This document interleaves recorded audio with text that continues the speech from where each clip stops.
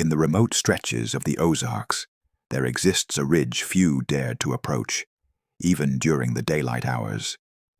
In 1892, 5 sisters, Abigail, Clara, Naomi, June, and Ruth, traveled to this ridge one by one, each to marry the same man. By the time winter settled over the mountains, all 5 had vanished. Their homes remained, their belongings untouched, their wedding bands left behind, as if they had stepped outside for a single errand and were never seen again. The neighbors spoke of their absence in whispers, unsure what had occurred. Some claimed the sisters had left voluntarily, drawn away by promises of opportunity beyond the ridge. Others believed the land itself had kept them, as if the mountains had decided that they would remain among the trees and the streams, where no one would find them again. No official investigation could unravel their fate. No record exists to confirm what truly happened. All that remained were fragments, letters, scraps of cloth, faint impressions in the soil, and the memory of 5 young women who disappeared into the hills without a trace.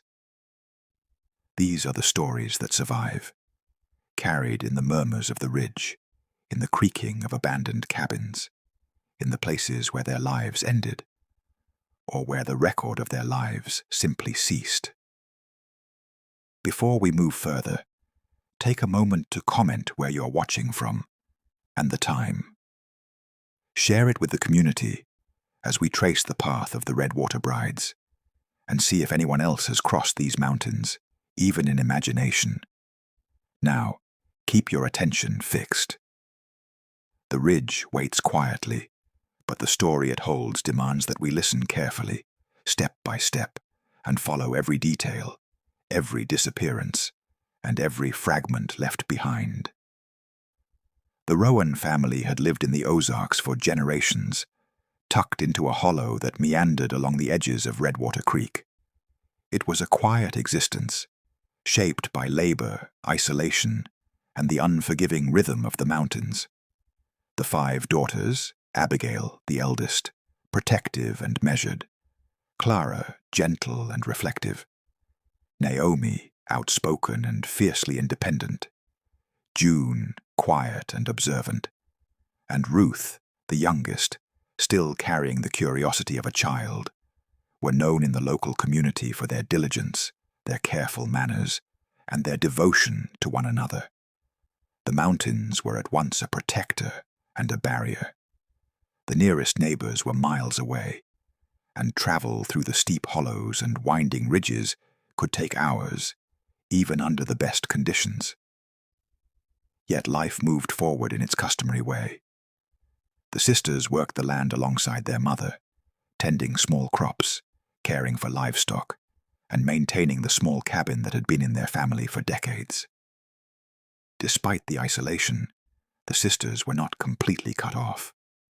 Occasionally, a trader, a preacher, or a passing traveler would arrive at the hollow, bringing news from towns beyond the ridges, items from faraway places, and the faint murmur of the world outside. The sisters listened carefully to these stories, sometimes imagining a life beyond Redwater Creek, though the mountains always reminded them of the limits of what was possible.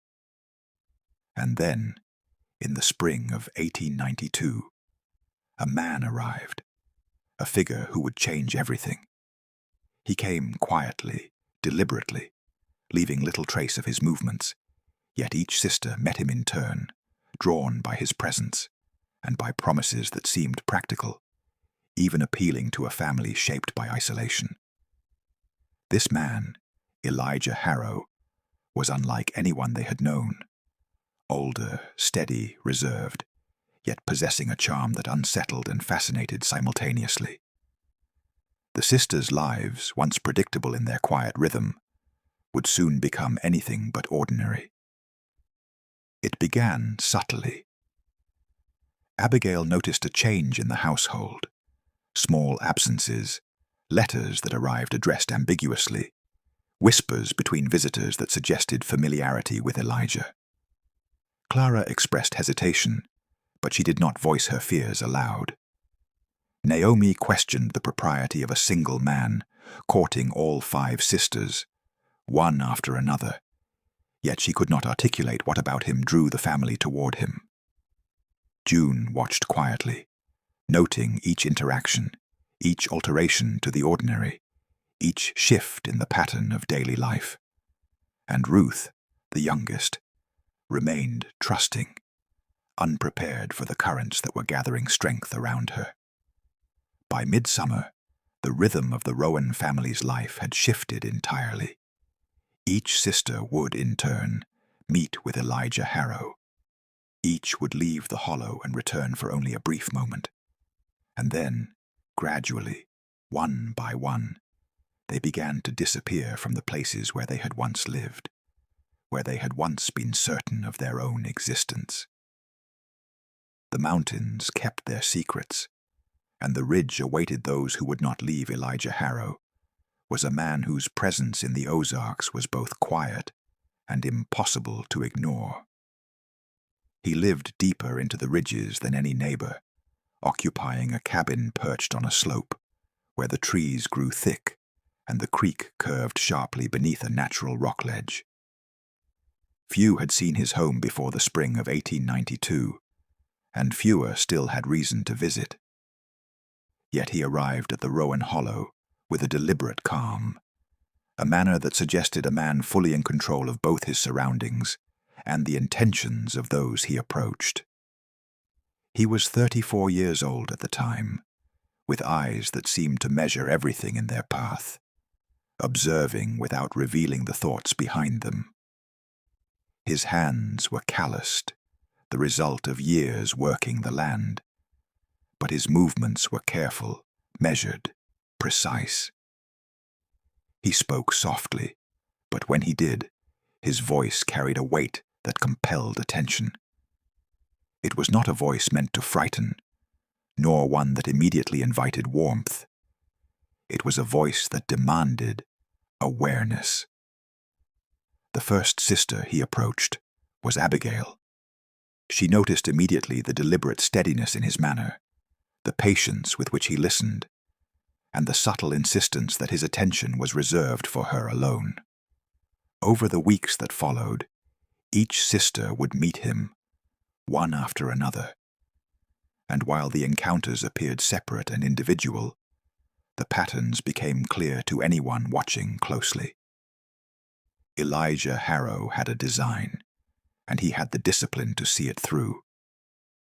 To the outsiders, he seemed ordinary, a man providing opportunities, a stable presence in a land defined by uncertainty.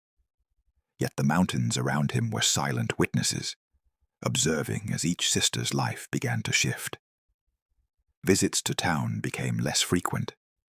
Days were spent in preparation for journeys across the ridge. Each sister's demeanor changed subtly, almost imperceptibly at first. Abigail quiet, Clara hesitant, Naomi restless, June watchful, and Ruth tentative, eyes wide as she tried to understand the boundaries of this new world that had quietly begun to surround them. Neighbors whispered of his charm, of his unassuming manner, but also of the unease it left behind. They noticed things only in retrospect: the quiet disappearance of a horse from the nearby stable, a lantern carried in the dark without explanation, small gestures that seemed insignificant yet, when pieced together, hinted at a deliberate orchestration. No one would ever confront him directly, and by the time any suspicion arose, the sisters themselves had begun to vanish. He guided their movements with patience, ensuring that every encounter, every journey, every return to the hollow was calculated to leave no immediate trace. The sisters, trusting or compliant, followed the path he had laid before them, unaware that with each step they moved closer to the edge of their own disappearance. And as summer gave way to the early chills of autumn, the mountain ridges grew quieter. The creek flowed with less commotion, and the Rowan family's home became a place of lingering absence, a silence marked only by the traces the sisters had left behind. Even today, their presence is remembered only through those traces. A ribbon caught on a branch, a footprint half hidden by moss, the faint echo of voices that once filled the hollow. Elijah Harrow became, in every sense, a figure both central and remote, shaping events without interference, guiding the path of 5 sisters into a sequence of disappearances that the Ozarks would never forget. By the time fall approached, the Rowan family and their neighbors had begun to realize the magnitude of what was unfolding. The rhythm of life in Redwater Hollow had been disrupted irrevocably by a series of events so quiet and so deliberate that no one could fully grasp them until it was already too late. One by one, the sisters walked into the mountains and did not return. As the Rowan sisters settled into their new lives along Redwater Ridge, subtle shifts began to emerge. Shifts that might have gone unnoticed if not for the attentiveness of neighbors and travelers who glimpsed the ridge from a distance.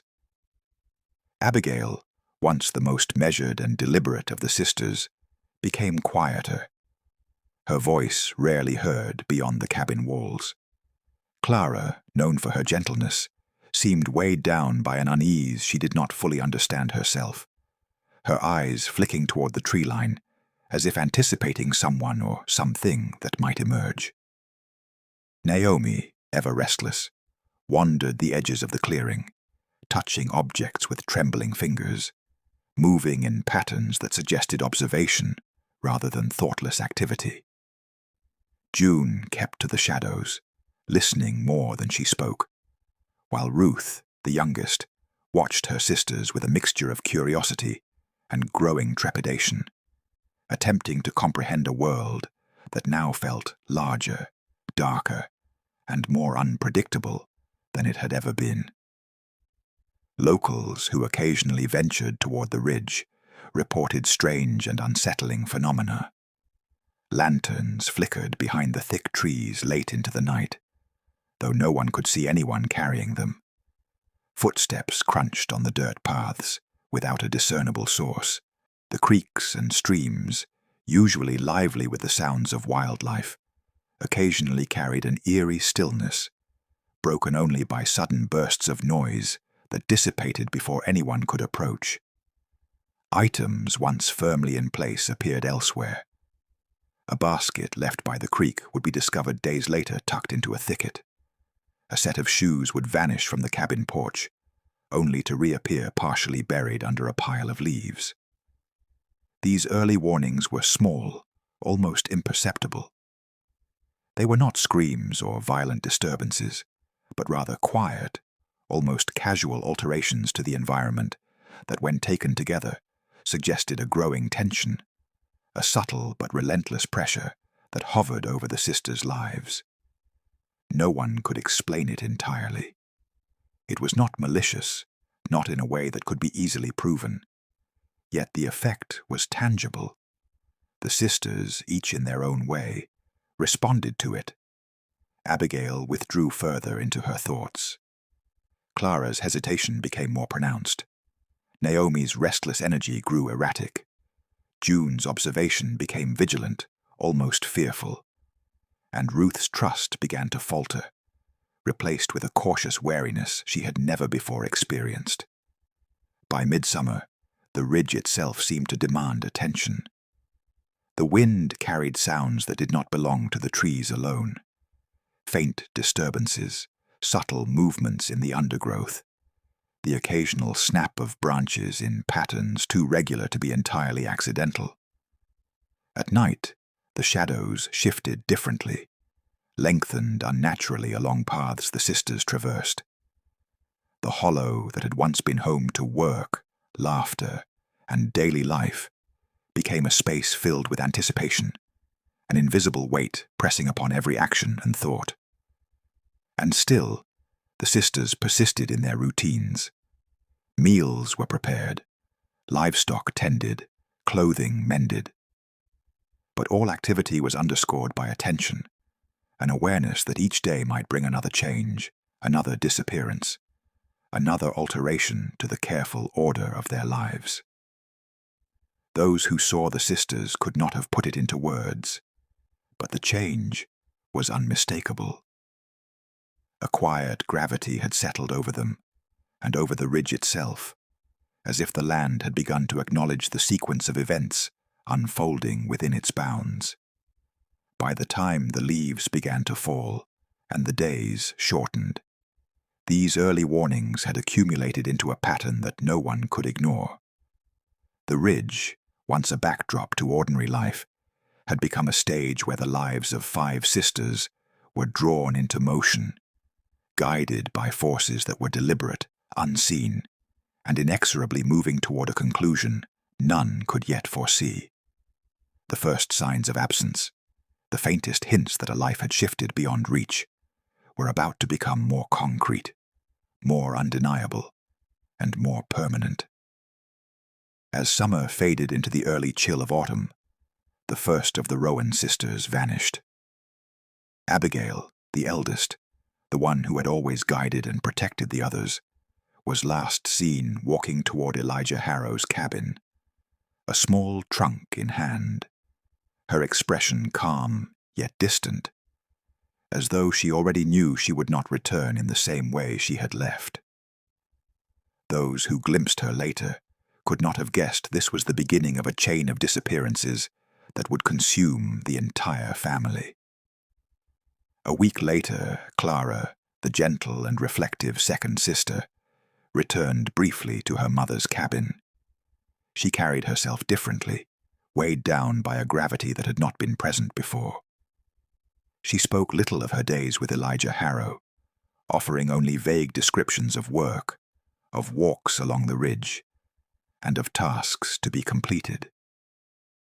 Then, one morning, she too left the hollow, stepping into the woods with a small bundle of belongings, and she was never seen again. Her absence was noted, whispered about, but largely dismissed at the time as a young woman seeking independence or a fresh start. Naomi, the outspoken and restless third sister, lingered for a time, her presence increasingly tense. She was observed by neighbors at a distance, pacing the cabin clearing, speaking in low tones to herself, and sometimes gesturing toward the ridge. It was during one of these solitary excursions that she disappeared. Those who noticed her leaving remembered the suddenness of it. One moment she was present, tending to chores or walking toward the stream. The next, she was gone, her path swallowed by the dense forest, leaving only the faintest impression of her passage behind. June, the quiet observer, left next. She had taken to keeping a diary, meticulously noting every detail of her days, every subtle shift in Elijah Harrow's demeanor, every trace of change in her sisters. Pages of this diary were later found, torn and scattered along the ridge, their contents incomplete but deeply telling. In these fragments, June described walks that lasted longer than anticipated, chores performed in isolation, and a growing awareness that their lives were being shaped by someone else's design. She vanished near the creek, where she had spent much of her time, leaving behind only the diary fragments and the faint impression of footprints leading into the thick undergrowth. Finally, Ruth, the youngest, who had watched her sisters with a mixture of trust and caution, disappeared. Her last sighting was at the general store, purchasing thread and needles, a single red ribbon tucked into her bundle. She did not return to the hollow, and no further evidence of her presence in the area was recorded. By this point, the entire family had been consumed by the ridge in ways that defied explanation, leaving behind homes still furnished, personal belongings neatly arranged, and the faint traces of lives that had existed but were no longer present. The pattern was now undeniable. One by one, the sisters had entered the ridge under the influence of a single figure and had vanished entirely. Yet there were no signs of violence, no struggle, no overt explanation. Their belongings remained. The cabins, the paths, the creek beds, and even the ridge itself bore the marks of their lives, but no concrete evidence pointed to where they had gone. The only certainty was absence, a slow, almost unbearable accumulation of it that stretched across the months, leaving friends, family, and neighbors to grapple with the reality of lives that had quietly disappeared. Attempts to investigate met with frustration. Neighbors who hiked the ridge found the cabins intact, the fields maintained, yet empty. No bodies were discovered, no tracks leading away beyond the immediate paths. 5 wedding bands, one for each sister, were found carefully placed in a wooden bowl inside the cabin. Torn scraps of clothing, footprints partially hidden by leaves and moss, and faint diary entries offered hints, but each lead ended in ambiguity. The sisters were gone, yet the ridge seemed to hold them in place, suspended in memory, leaving behind a trail that could be followed only in fragments. By the time the first snows arrived, the Rowan Hollow had become a place marked by silence, absence, and unanswered questions. The sequence of disappearances was complete. The 5 sisters had walked into the mountains and never returned. Every visitor, every hiker, every passerby who later attempted to understand what had happened would confront the same reality. The ridge had become a repository of lost lives, a landscape in which 5 young women had vanished, leaving behind only traces of their existence and the enduring presence of a man whose influence had guided them, step by step, into the unknown. Once the final sister vanished, the reality of what had occurred began to settle over the community. The Rowan family's hollow was quiet in a way that could not be ignored. Neighbors who ventured toward the ridge spoke of the emptiness, cabins intact, meals prepared but untouched, fires long extinguished, and the faint impression that life had been interrupted without explanation. Every step taken along the familiar paths became heavy with the knowledge that 5 lives had been removed from the ordinary world, leaving behind a landscape of silence. County authorities were called, though their ability to act was limited by geography, the remoteness of the ridge, and the absence of concrete evidence. They discovered the cabins exactly as the neighbors had described: personal effects in place, beds neatly made, clothing folded and organized. 5 wedding bands were carefully arranged in a small wooden bowl, a detail that raised questions but offered no answers. Torn diary pages from June provided glimpses of the sisters' daily routines, observations of Elijah Harrow, and hints of growing unease. Yet these fragments told only part of the story. There were no trails leading outward, no signs of forced departure, no physical evidence to confirm whether the sisters had left voluntarily or were guided into disappearance by unseen design.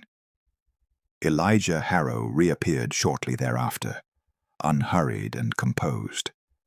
When questioned, he claimed that the sisters had departed of their own accord, each at a separate time, seeking new opportunities beyond the ridge. His statements, however, were inconsistent.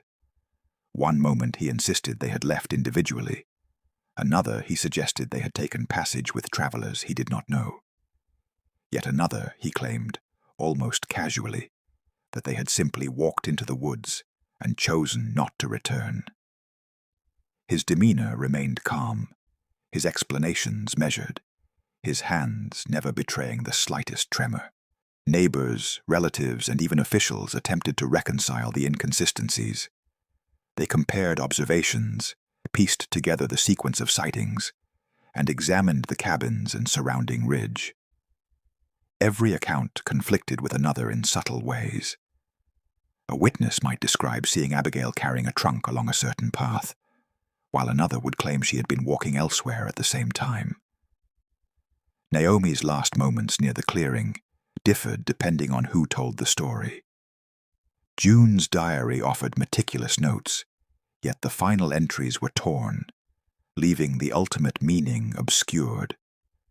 Ruth's purchase of thread and a single red ribbon at the general store became one of the few remaining traces of the youngest sister before she vanished entirely.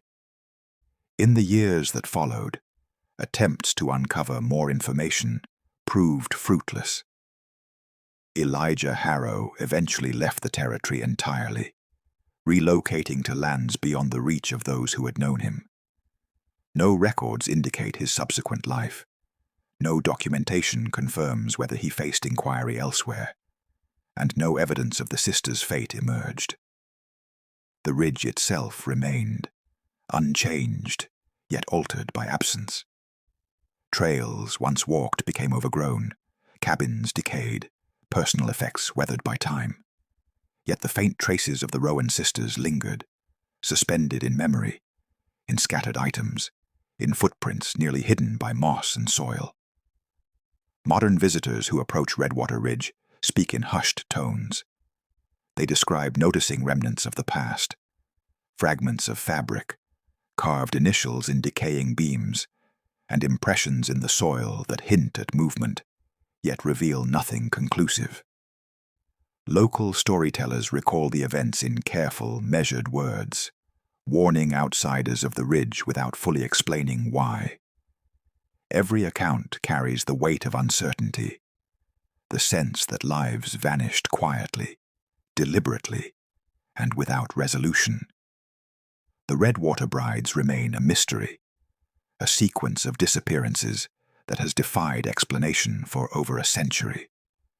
The evidence that exists is fragmentary, scattered, and open to interpretation, leaving the ridge as a quiet witness to the unaccountable absence of 5 sisters.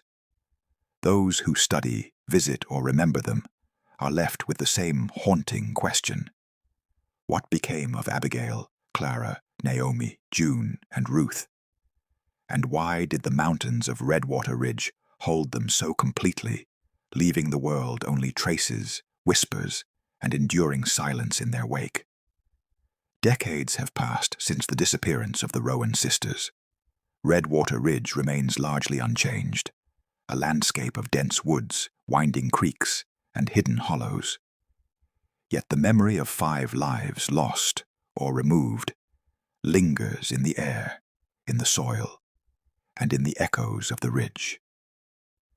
Hikers report subtle signs of the past, fragments of cloth caught in undergrowth, small carvings etched into trees or decaying cabin beams, impressions in the soil that seem almost deliberate, as if someone, once present, moved through the land with care. Locals speak quietly of the ridge. They tell stories to warn outsiders, yet even in cautionary tales, uncertainty dominates. Were the sisters drawn into a carefully orchestrated sequence? Did they leave of their own accord, or were they guided into disappearance by unseen forces? Every visitor, every observer, encounters the same tension. The ridge holds answers that remain just beyond reach, leaving memory and speculation to fill the gaps left by absence. The Redwater Brides, as they are remembered, are neither myth nor entirely documented history. They exist in the spaces between fact and interpretation, in fragments of diaries, scattered objects, and the impressions left on a ridge that witnessed their final movements. Their story is preserved not in certainty, but in the lingering question, the unresolved pattern, and the silent testimony of the mountains themselves. The story of the Rowan sisters is not merely a tale of disappearance. It is a reflection of isolation, of influence, and of the quiet forces that shape human lives without announcement. It is the story of a family whose world shifted imperceptibly, and of 5 young women whose lives ended or transformed beyond the reach of any observer. We are left with fragments, diary pages, personal effects, wedding bands, and the faint traces in the landscape. We are left with the knowledge that events unfolded that no one could fully understand, and that the mountains retain their silence with a persistence that stretches across generations.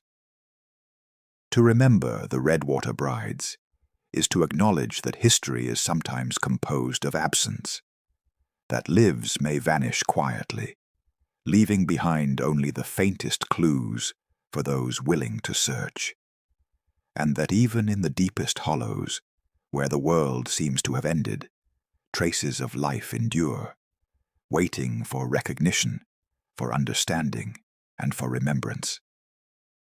If the story of the Redwater Brides moved you, comment now. I see the Rowan sisters. Let it stand as a quiet tribute to lives that disappeared into the mountains and to the memories that remain in their absence. Like this video to ensure that forgotten stories are remembered. Share it with someone who appreciates history, mystery, and the hidden tales of places we think we know. And subscribe for more deep investigations into forgotten corners of the past, where truth, memory, and mystery converge.